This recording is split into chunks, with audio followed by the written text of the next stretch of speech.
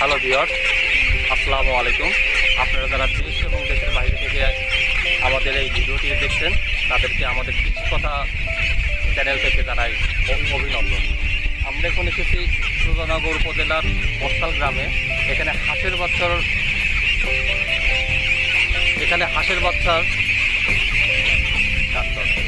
সুজানগর উপজেলার বস্তাল গ্রামে এখানে হাঁসের বাচ্চার একটি খামার আছে এবং এই হাঁসের বাচ্চার খামারের উপরে একটি প্রতিবেদন তৈরি করা হবে এবং আমার সাথে খামারি ভাই আছে এবং তার মুখ থেকে শুনে নেব কীভাবে এই বাচ্চা লালন পালন করা হয় এবং কীভাবে বাচ্চার খাবার দেওয়া হয় এবং কীভাবে বাচ্চাকে সংরক্ষণ করা হয়। আসুন আমরা সরাসরি তার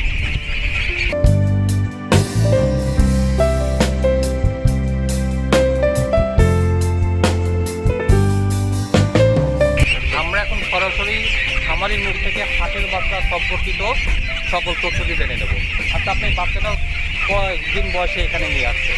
একদিন থেকে। বাচ্চাটা একদিন থেকে বাচ্চা নিয়ে আসেন। প্রথম থেকে আপনি কী কী খাবার দিচ্ছেন?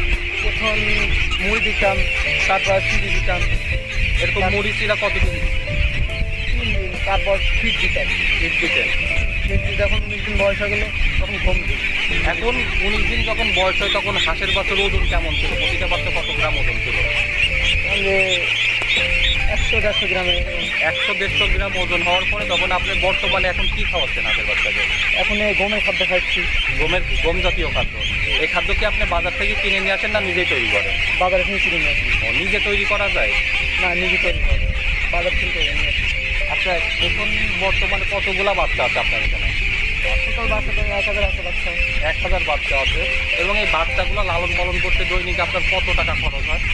লালন পালন করতে ধরেন যে প্রতিদিনই আপনার 3 বস্তা খাদ্য লাগে। 3 বস্তা আমার শিখে 5000 টাকা।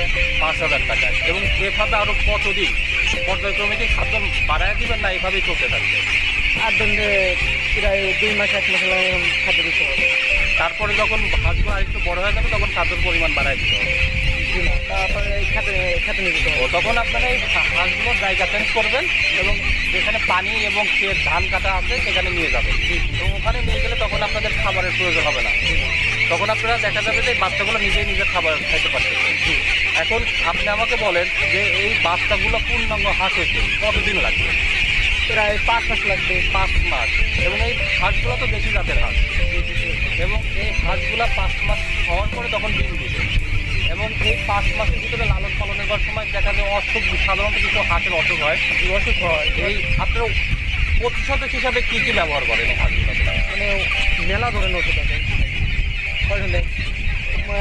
হাঁসের ঠান্ডা লাগে, হাঁসের কাশি লাগে। আর তার আগে আপনি বলেন সাধারণত এই বাচ্চাগুলোর কী কী ধরনের অসুখ হয়? আর কি ঠান্ডা লাগে বেশি, এবার গরম লাগে, আবার কত বস্তা মরে যায়, মানে হাঁটার করে অনেক ধরনের বিভিন্ন ধরনের মরে। আচ্ছা, আমরা তো দেখতে পাচ্ছি এখানে সমতল ভূমিতে আপনি হাঁস চাষ করছেন।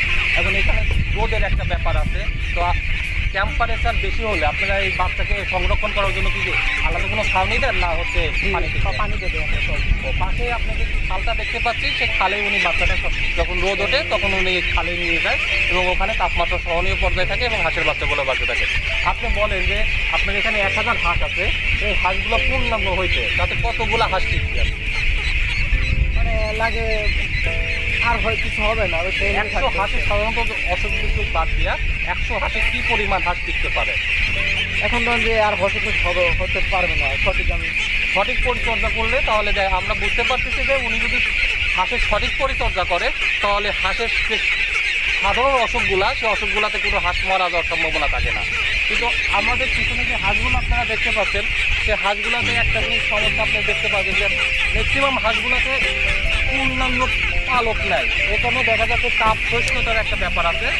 এই কারণে আমার খামারি ভাই পাশেই দেখতে পাচ্ছেন ওনার একটা ঘরের মতন আছে যেখানে খুব যখন তাপ দেওয়া হয় কিংবা হাঁসের বিশ্রামের দরকার হয় ওখানে রাখে এবং পরবর্তীতে যখন হাঁস তো পানি ছাড়া চলতে পারে না, পাশে একটা ছোট্ট লেক দেখতে পাচ্ছেন এবং ওই লেকগুলোতে দেখা যাচ্ছে হাঁসগুলো যখন সাঁতার কাটা দরকার হয় কিংবা হাঁসগুলো যখন ওই ঘুরে বেড়ানোর দরকার হয় তখন ওই লেকগুলোতে রাখে। এখন আমি আমার খামারি ভাইয়ের কাছে জানতে চাই যে আপনি 5 মাস হাঁস পোষার পরে আপনাদেরকে সাহায্য করবেন। সকলেই ভালো থাকবেন এবং সকলেই আমার আসাদুল ভাইয়ের জন্য দোয়া করবেন, সেজন্য আরও বড় খামারি হিসাবে আত্মপ্রকাশ করতে পারে এবং গ্রামীণ অর্থনীতিতে এবং সামাজিক অবকাঠামো উন্নয়নে সেজন্য অনেক বড় অবদান রাখতে পারে। ধন্যবাদ সকলকে।